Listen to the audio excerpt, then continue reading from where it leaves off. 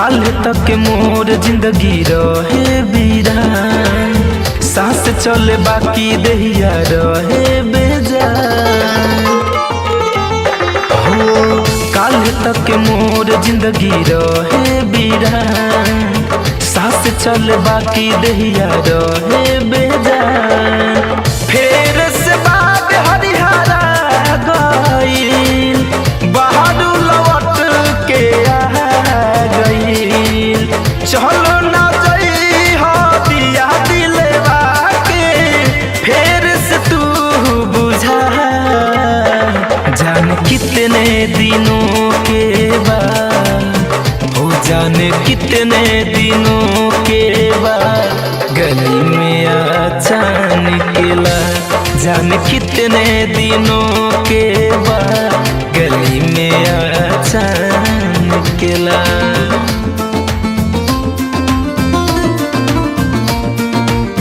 Music by Shiv Manmohan.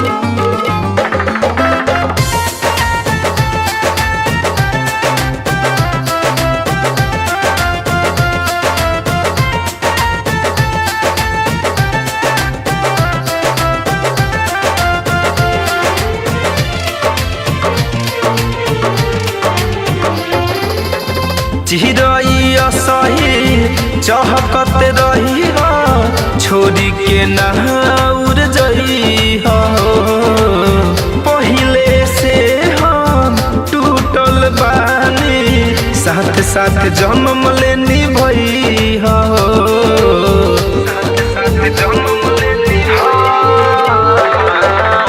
चिरई असही चहकत रही हो, छोड़ी के नहाउर जई हो। पहिले से हम टूटल बानी, साथ साथ जन्म लेनी भई हो। बहारू प्यार के मूरत, हमरा जिएला जरूरत। राख से राम जी सलामत हो, इहे करीले दुआ। जान कितने दिनों के बाद, हो जान कितने दिनों के बाद गली में अचानक निकला। जान कितने दिनों के बाद गली में अचानक निकला।